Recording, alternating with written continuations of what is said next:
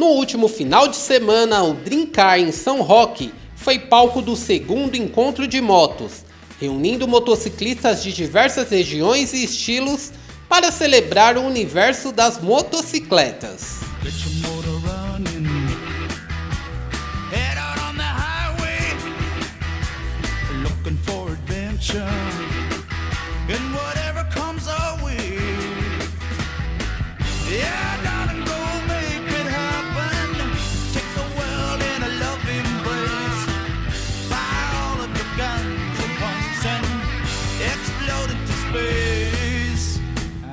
O ronco dos motores tomou conta do Dreamcar em São Roque.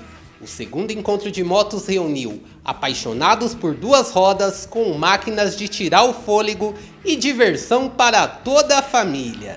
O estacionamento ficou tomado por máquinas potentes e clássicas, desde as famosas Harley Davidson até motos customizadas. Cada modelo refletia a personalidade e o amor de seus donos pelas estradas.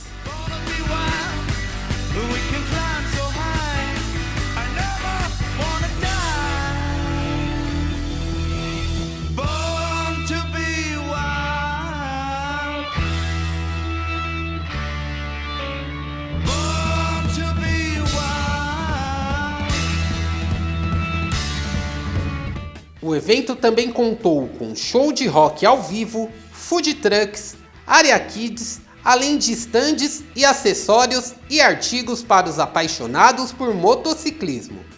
Uma programação pensada para agradar não só quem pilota, mas também toda a família.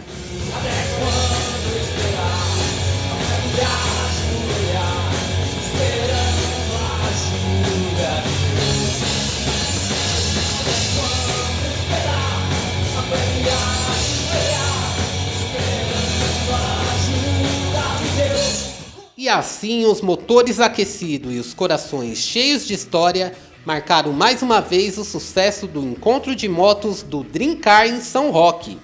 Para quem já é veterano ou iniciante no mundo das duas rodas, o evento é parada obrigatória. Renato Lima para o portal Notícias do ABC.